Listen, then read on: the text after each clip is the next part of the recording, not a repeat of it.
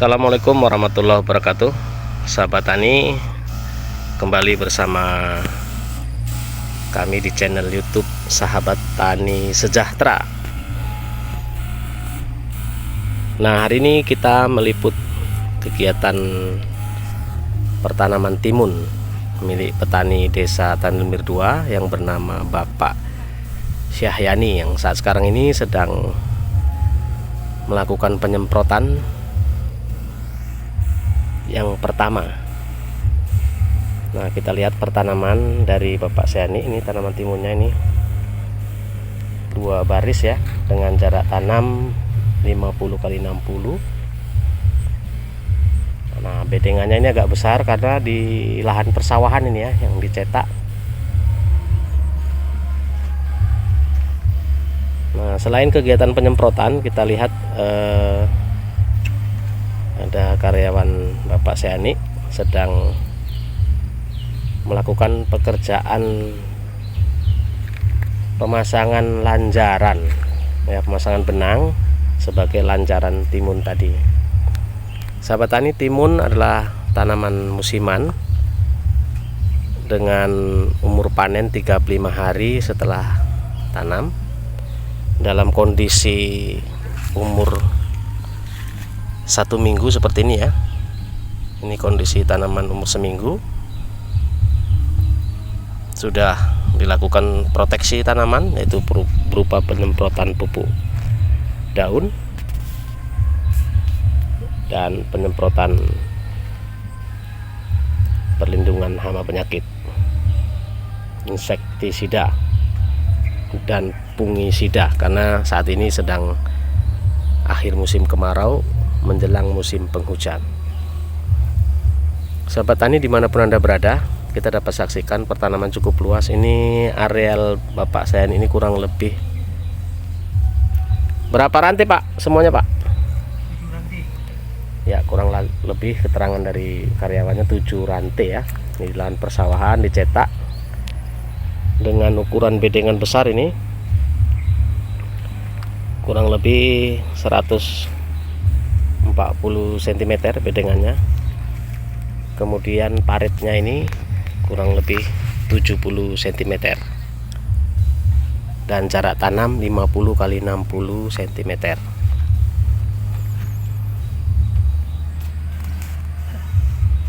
Sahabat tani, tanaman timun di umur 35 hari setelah tanam sudah bisa dipanen dengan interval panen 2 kali sehari. Itu biasanya apabila pertanaman sehat itu pengutipan hasil panen bisa sebanyak 15-20 kali. Nah, pada kondisi seperti ini, umur 1 minggu ini ya, ini dimulai proses perlindungan tanaman, penyemprotan hama penyakit sebagai pencegahan ya, upaya pencegahan.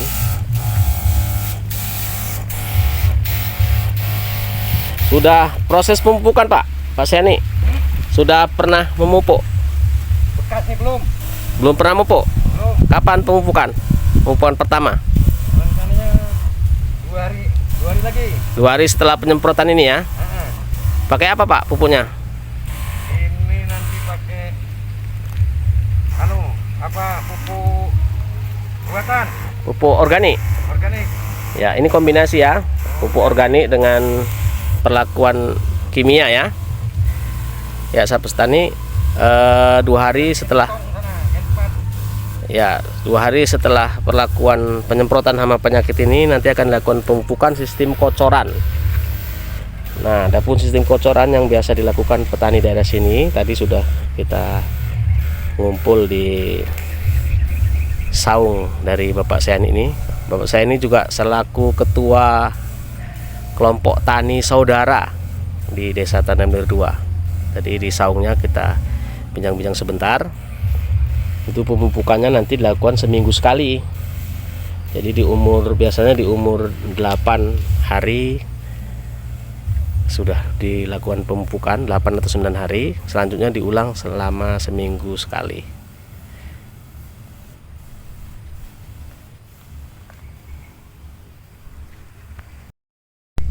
Nah, sahabat tani, sebagai pengalaman dan berbagi informasi kepada sesama petani, ini bapak saya ini menggunakan benih hibrida merek Zatavi dari perusahaan Panamera. Nah, ini bukan promosi ya, tapi ini untuk pengalaman dari beliau yang nantinya bisa dibagikan informasinya kepada petani yang lain. Nah, kita lihat apa sih kelebihan dari benih Zatavi F1 ini.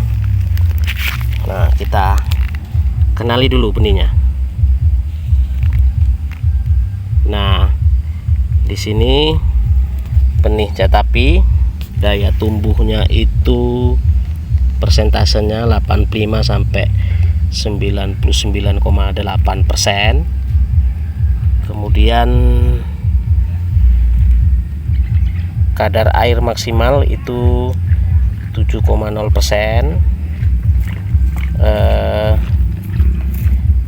Potensi hasil panen itu dia umur 35 sampai 40 hari setelah tanam itu sudah panen, dengan bobot per buah itu 325 sampai 345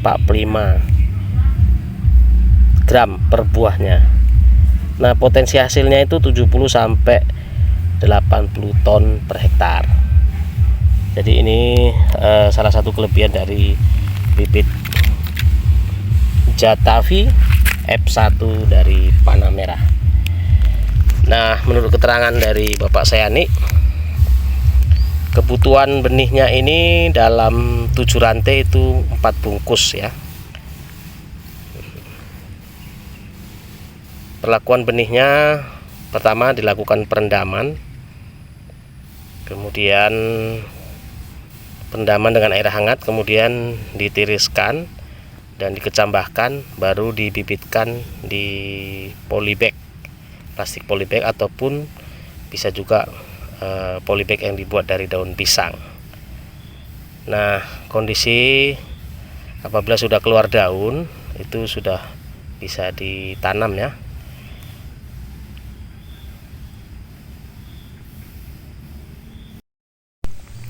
Nah, sahabat tani, setelah kita lihat tadi pertanamannya, kita lihat jenis bibit yang dipakai. Sekarang kita lihat bagaimana pupuk organik ya. Ini pertaniannya kombinasi teknologi kimia dengan organik ya, semi organik berarti. Nah, ini pupuk yang dibuat adalah pupuk organik dengan campuran bahan-bahan tadi keterangannya menurut bapak saya ini tadi kompos, kemudian dari lemak atau daging ya, sisa dari kurban, hewan kurban. Kemarin ada proses kurban. Kemudian ada gula merah, juga ada jenis daun-daunan yang sudah dibusukkan. Nah, ini fermentasinya seperti ini. 200 gram dari drum yang ada ini isinya 200 gram, 200 liter ya, bukan 200 gram, 200 liter air. Ini dicampur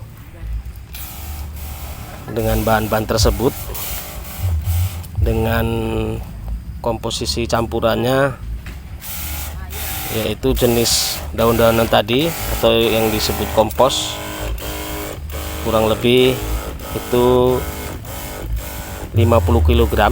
Itu dicampur hingga busuk, kemudian dicampur juga tanah kompos, itu kurang lebih 50 kg juga. Kemudian diberikan gula merah itu kurang lebih 5 kg. Nah, ini ya, dan air secukupnya. untuk memenuhi 200 kapasitas 200 liter drum ini ya. Nah ini fermentasinya kurang lebih 1 bulan ini ya, 3 minggu sampai 1 bulan, baru nanti setelah jadi dilakukan pemupukan ke tanamannya. Sahabat tani, kita lihat ya tanamannya.